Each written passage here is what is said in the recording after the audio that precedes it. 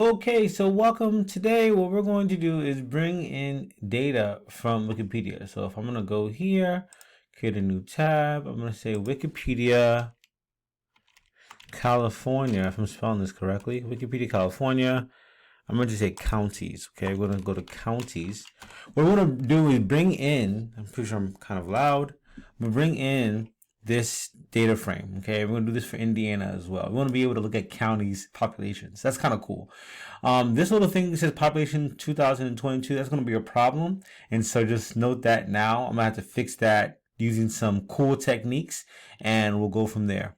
With that being said, let's go ahead and load in some of the libraries that we're going to have to use. So we're going to use dplyr, ggplot2, string r, and html tab. And I'll tell you what each one does and means as we progress through this video. So here we go. We're going to bring in library dplyr. That allows us to do data manipulations. Library ggplot. That allows us to make visualizations. Library string r. That allows us to manipulate strings. And then library HTML tab. That allows us to bring in an actual data frame. Okay, so we're going to run this, press this play button. Great, fantastics. We're looking good. The next big thing is for us to actually bring in our data frame. Okay, so what we're going to do is utilize this URL, okay, and we're going to put it in double quotes because it's a string. So what we're going to do is copy and paste. You'll have access to this in your document, but copy and paste that, and you'll be able to now define California counties underscore df. Okay, we're going to utilize the HTML tab function to get this URL. And when I run this is not going to work. And so sometimes I'm going to have to do this, even though these videos are short. I'm going to have to show you mistakes because we learn from our mistakes. So as you can see, it says argument which was left unspecified. It shows the first table. And so the reason why it's a mistake because we don't want the first table. Okay, we technically want the second table within this. So this is the first table. We want this table. And so if we go back to here, this is the first table. So in order for me to get the second table, I need to specify which table to get. So I would say which is equal to 2. And it'll give me another warning, but I'm not going to fix that here because it's not that important. So when I run that, this is the other warning that I was referring to. But now I legitimately click here to my environment. And now I have access to the table that I was referring to, the data frame that I was referring to at this particular website this year. Okay. So again, this population 2022 is a problem. So the way we fix this problem, I want to name it population to this population. We actually utilize this thing called a rename. So we rename this. Okay.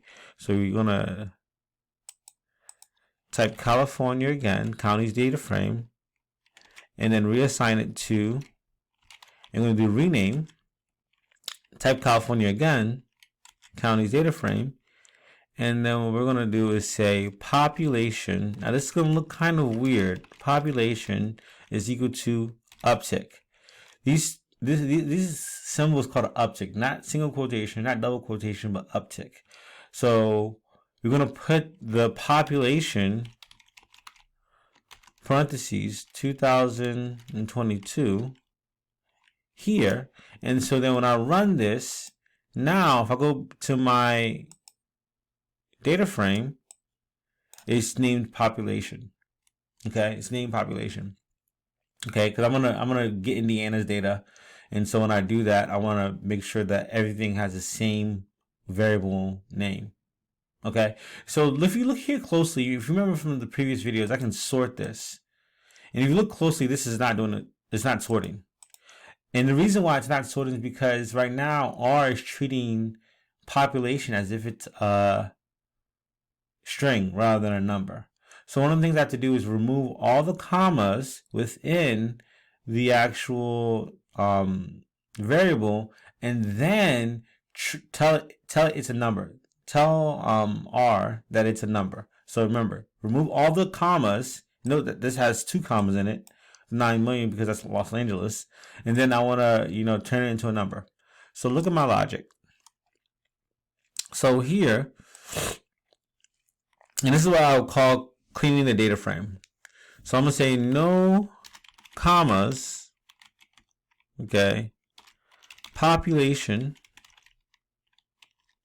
counties, underscore DF. And again, I'm using really descriptive names so that I can understand what I'm doing later on in the future. Does anyone remember what function I used to actually gain access, at least create a new variable? If you said population, if you said mutate, you're correct. So what I'm going to do is I'm going to mutate this, and I'm going to remember the data frame name. It's called California County data frame, and I'm going to create a new variable. But the thing is, I'm going to just replace population. So I'm going to say population is equal to string remove all. So I'm going to remove all the places where I see commas. So I type population again. So I'm telling it to take population within the string remove all function and then provide the commas. Okay, provide the string I'm actually trying to remove.